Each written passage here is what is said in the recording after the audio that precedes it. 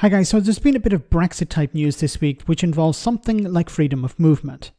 The reporting has been confused, with Brexiteers calling it a betrayal, while Remainers attacking both the Tories and Labour for not jumping on the idea. Well, the European Union proposed a deal with the United Kingdom that would make it easier for people aged between 18 and 30 to study and work abroad in the wake of Brexit.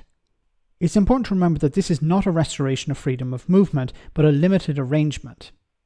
The proposed scheme would allow young people from the UK and the EU to stay in the destination country for up to 4 years.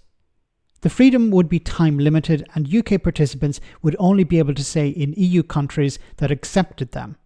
And the European Commission suggests that there should be no quotas on overall numbers. So right off the bat, this is not the same as freedom of movement. Britain already runs similar schemes with non-EU countries, allowing people to come to the UK for up to 2 years.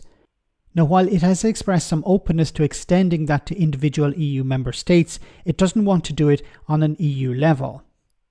The media is also presenting this as something concrete on the EU side, which is far from the truth. This proposal is yet to be discussed and agreed upon by EU governments. It's important to note that this would be the first such mobility deal the bloc has struck with any country outside the European Economic Area, with the exception of Switzerland.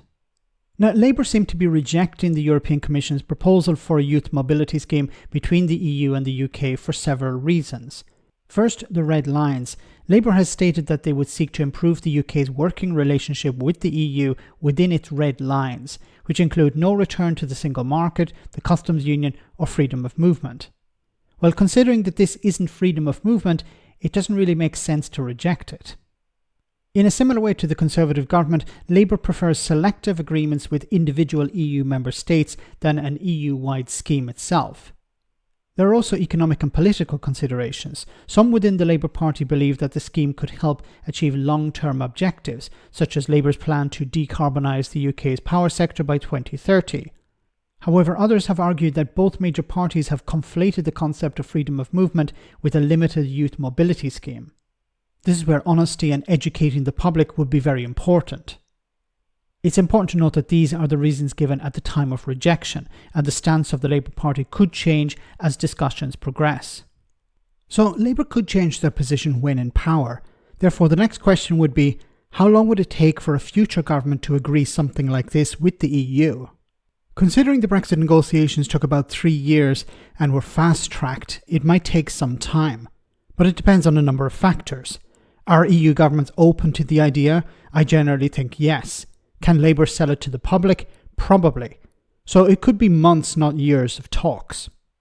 The scheme would be a great idea for both sides. It would help rebuild the relationship between the two. It would provide educational opportunities for young people to study abroad, just like before Brexit. The influx of young people we know boosts the economy, and of course this would help deal with the current labour shortage, but it would also help businesses expand with a greater talent pool. This is nowhere near as good as freedom of movement, but it would make a great deal of sense for a future government to embrace it. Hopefully Labour's rhetoric on Brexit is just that, rhetoric. Let me know in the comment section, guys, what you think. As always, your comments are greatly appreciated. Thanks a lot.